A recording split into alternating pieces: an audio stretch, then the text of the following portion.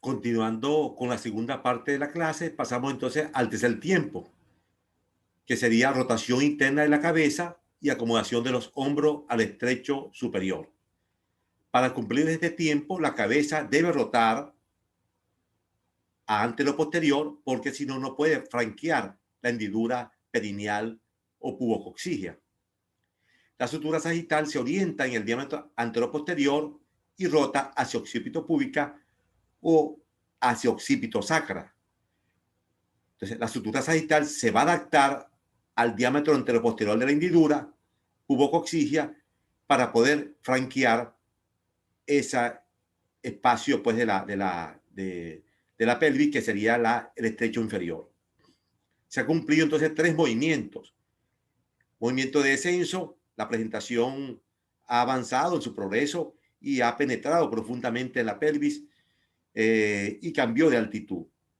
Una reducción de sus diámetros debido pues a la flexión y un cambio en la variedad de posición debido a la rotación que ha realizado. Entonces, la sutura sagital se ubica en antero-posterior y habitualmente lo hace en occipito. La variedad de prendimiento es en occipito púbica. Entonces, la rotación intrapélvica lleva el punto guía hacia adelante. O sea, el punto guía es el occipital. Si, si el encajamiento ocurrió en variedades anteriores, occipito ilíaca izquierda anterior o occipito ilíaca derecha anterior, deben recorrer 45 grados, que sería un octavo de circunferencia. Si el encajamiento ocurrió en las transversas, occipito ilíaca izquierda transversa, en este caso, y la derecha transversa, deben recorrer 90 grados, que son 2 octavos de circunferencia. Si ocurrió el encajamiento en variedades posteriores, ya sea derecha o izquierda posterior, entonces debe recorrer 3 octavos de circunferencia, que son 135 grados. También en las variedades posteriores pueden rotar, ¿verdad? Y algunas transversas hacia occipito sacra, o sea, hacia la parte posterior, hacia el sacro, y van a recorrer, en el caso de las posteriores, una octava de circunferencia, que son 45 grados, y la transversa 2 octavos de circunferencia, pero las transversas habitualmente rotan hacia hacia anterior, o sea, hacia occipito púbica.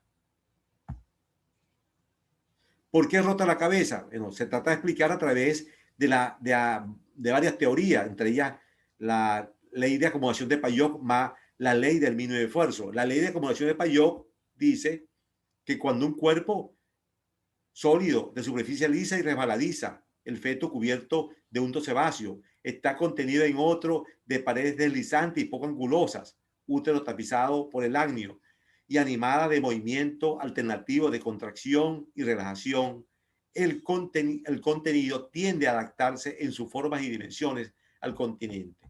Esto sumado a la ley del mínimo esfuerzo, que dice que la cabeza se acomoda siempre a la forma en que mejor y menos trabajo se adapte.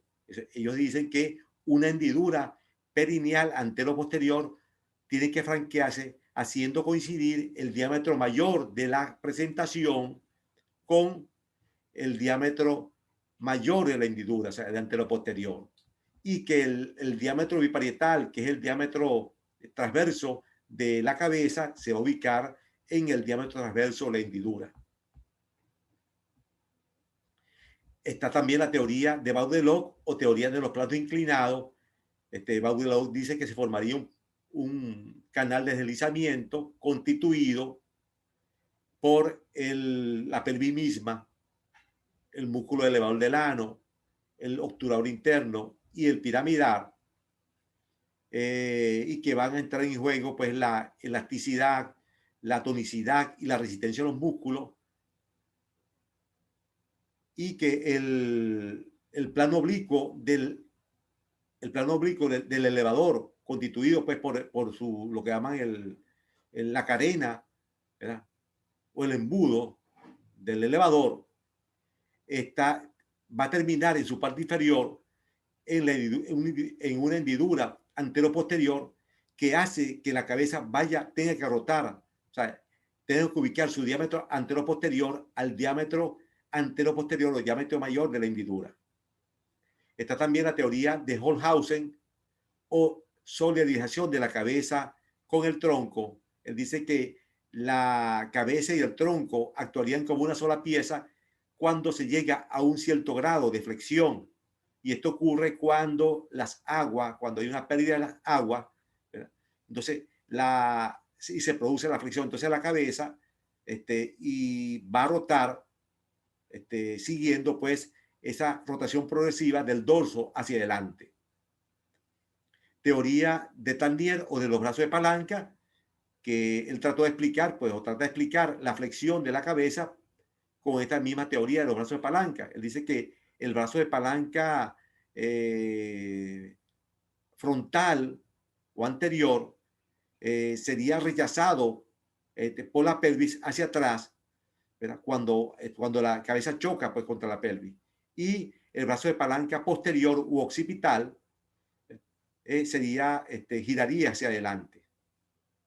Y la teoría que más se acepta pues, para explicar la rotación de la cabeza es la teoría de Selheim o teoría de facilum de flexión. Esta dice que la cabeza que tiene mayor facilidad para deflexionarse al llegar a la rodilla o codo del canal del parto tiene tendencia a dirigir la nuca hacia adelante. Pero su enunciado es el siguiente. Dice que si un cilindro movible de flexibilidad distinta se le impone doblar un codo dentro de un tubo, que sería la pelvis, deberá girar todo lo necesario hasta que la dirección de su facilum de flexión coincida con aquella en que se ha de verificar la inflexión. Esto quiere decir que como un cilindro fetal se verá obligado a girar su segmento primero cefálico, luego los hombros y posteriormente las nalgas hasta que su facilum de flexión se coloque en el sentido de la curvatura del canal del parto. Entonces la cabeza girará hacia adelante.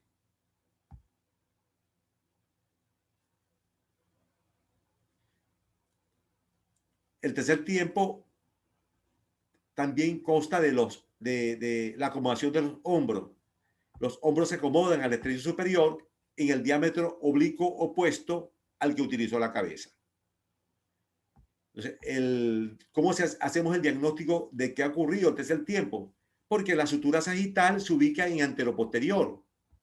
Cuando usted se realiza el tacto, siguiendo pues el diámetro anteroposterior de la hendidura pubococcígea. La fontanela lanoidea se va a colocar debajo del pubis, formando con el arcuatum un rombo. Y la cabeza está profundamente encajada, implica que la parte más extendida llega a la punta del coxis. Entonces pasamos al cuarto tiempo, que es desprendimiento de la cabeza y encaje y descenso de los hombros. El desprendimiento de la cabeza se realiza pues habitualmente, más frecuentemente en occipito púbica en un 98.5% y menos frecuentemente en occipito sacra en 1.5%. Y ojo, hay que diferenciar si la variedad de desprendimiento es en occipito púbica o en occipito sacra. Para eso realizamos un tacto y tratamos de determinar cuál es la fontanela que está o se dirige hacia el pubis, ¿verdad? Siguiendo por supuesto la sutura sagital, determinando la característica de la fontanela posterior y la fontanela anterior. Entonces, este desprendimiento de la cabeza se lleva a cabo en dos fases. Una primera fase con una flexión máxima, la cabeza en flexión máxima. Esto implica que va a exhibir el perímetro, un perímetro de 32 centímetros. Esa es la flexión máxima.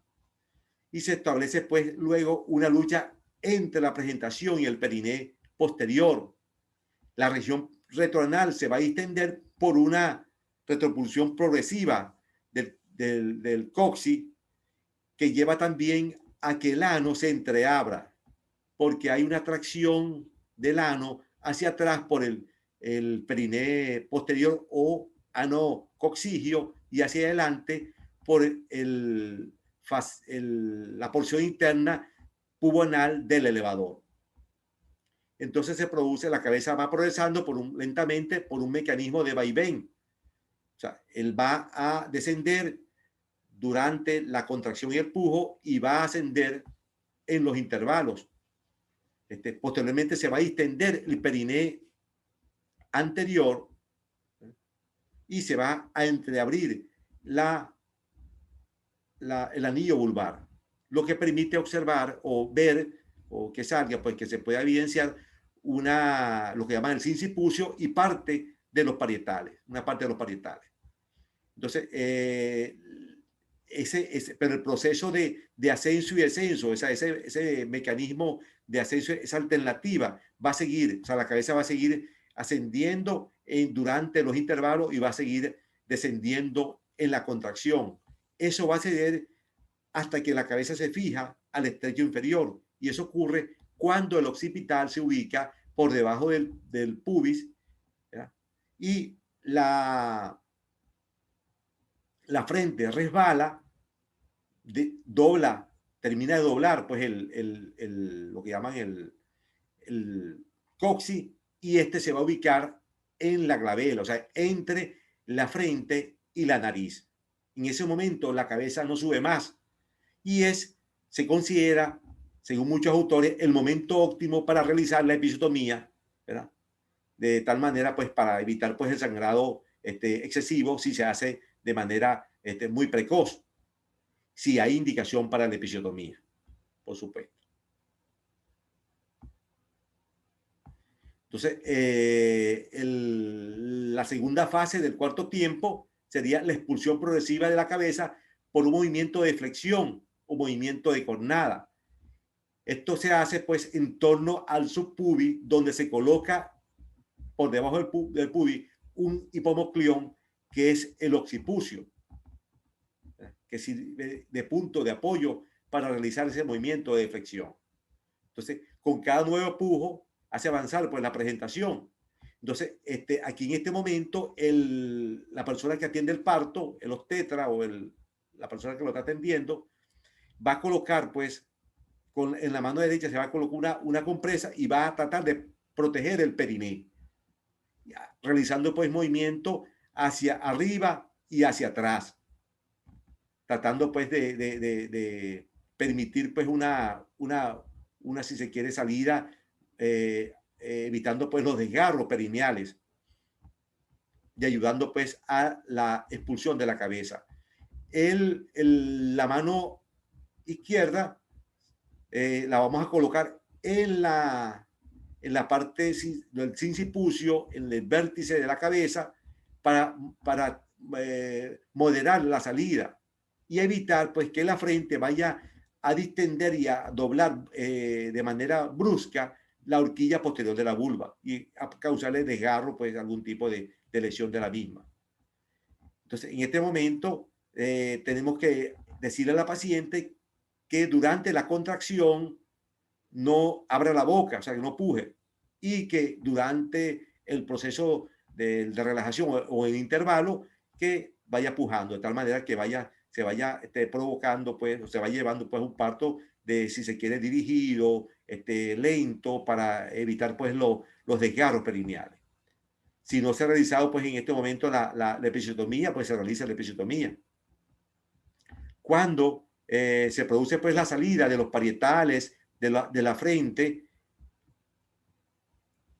entonces al salir la frente se produce pues una retracción del periné hacia atrás y roza pues, como vimos anteriormente, ese periné al retraerse va rozando pues todo lo que es la cara, la frente, los ojos, ¿verdad? Y en este momento pues se ha producido el parto de la cabeza o el desprendimiento de la cabeza. Entonces procede a hacer la limpieza en las gleras y a buscar algún tipo de circular, si hay alguna circular de cordón, se libera la circular, ¿verdad? O se corta la circular si es necesario para permitir pues la salida del feto de manera, si se quiere, con más facilidad. En otras oportunidades, pues no ocurre el desprendimiento en occipito púbica, sino en occipito sacra. Eso le exige al periné una mayor distensión, ¿verdad? Y puede causar pues severas consecuencias. Y hay que pues, estar preparado para eso y, por supuesto, tener un conocimiento de que se va a hacer el desprendimiento en occipito sacra, ¿no? Para ello, pues, tenemos que se dan dos movimientos. Un movimiento de flexión. En este movimiento de flexión se va a colocar por debajo del pubis como punto de apoyo de la palanca en el caso de las primíparas, la fontanela anterior, y en el caso de las multíparas, la glabela o raíz de la nariz. Eso se debe pues a la potencia del abdomen, en el caso de los músculos abdominales, en el caso de la primípara, y la flacidez en el caso de las multíparas, ¿no? Que hace pues que se desfleje un poquito la cabeza. Entonces, se produce pues la flexión y se va a exteriorizar la fontanela mayor, en este caso, la fontanela mayor, el vértice y el occipital, ¿no? En este primer momento o movimiento de flexión. En el segundo movimiento de flexión, ya el occipucio se fija a nivel de la horquilla posterior de la vulva y o sea, como punto de apoyo de la palanca, y se produce pues, se exterioriza la nariz, en este caso va a aparecer por debajo del pubis, la nariz, el maxilar superior, la boca y el mentón. Y se ha pues producido el parto en la variedad posterior o el desprendimiento de occipito sacra. El quinto tiempo es la acomodación de los hombros del estrecho inferior y la rotación externa de la cabeza. Para cumplir este tiempo, los hombros que estaban en el diámetro oblicuo, ¿verdad?, se van a ubicar en anteroposterior. O sea, van en el diámetro anteroposterior de la hendidura pubococcígea o el diámetro anteroposterior del estrecho inferior. Entonces, la cabeza, ¿verdad?, como consecuencia de esta rotación de los hombros, la cabeza que estaba en la vulva con la nuca hacia arriba, ella va a rotar, ¿verdad?, va a rotar hacia el muslo de su posición. Eso se conoce como movimiento de restitución de la cabeza. Así que si la cabeza estaba, o sea, si la presentación o la posición era izquierda, la cabeza rota hacia el muslo izquierdo, y si la posición era derecha, la cabeza va a rotar hacia el muslo derecho.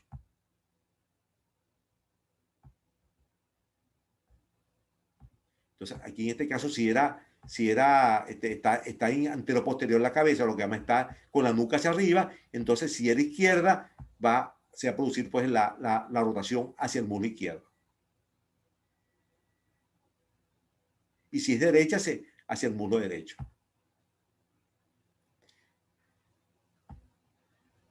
Aquí se ve pues como está en anteroposterior la cabeza, ya salió, ya expulsada la cabeza, está en anteroposterior, y aquí rota hacia el muslo izquierdo, o sea, el muslo de su posición, que era izquierdo.